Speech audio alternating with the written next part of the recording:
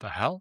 Price of my flights just went up $230. Welcome to Safe Sex Sunday, where I take you through quick and easy methods that you can use to protect yourself both online and offline. Today, let's talk surveillance pricing. This is a hot news topic right now and refers to pricing that changes dynamically depending on different data points that a provider has on you. A prime example that we've seen for years is flights and hotel bookings that change when you look at them the next day. Earlier this week, there was a news article of a certain airline that had posted on Twitter that someone should clear their browser cache in order to get pricing back to what it was. This is a clear indication and perhaps a bit of an admission that this kind of surveillance pricing is taking place. The same could be said for rideshare apps that charge you more if your battery is getting lower. If anyone has more details on these, I'd love to find out more about them. What I'm going to talk about today is how to avoid this online, and it's going to relate to a previous video I did on VPNs. So first up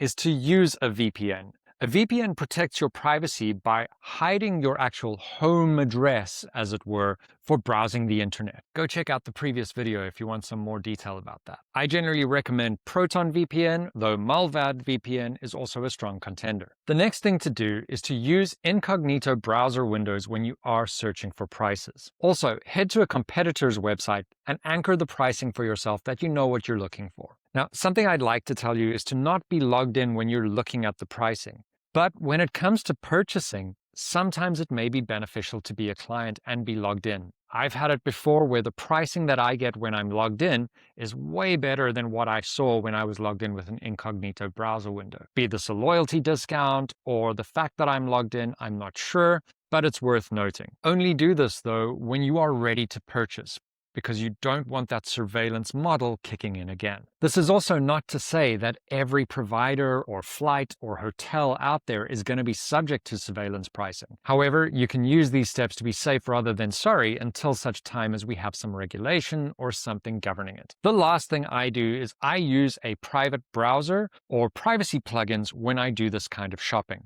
These protect my identity and it also hides me away from trackers and different dodgy, sketchy things that are on websites. Browser-wise, I like to use Brave browser, and when it comes to plugins, I use something called Ghostery. So there are a few ways to protect yourself from this and avoid it, and it is a hotly contested subject right now. The US and Canada both have provinces and federal regulations bouncing around and acts and laws that people are trying to enact to try and prevent this kind of dystopian thing from happening. But till then, it pays to be safe. Till next time, keep asking questions.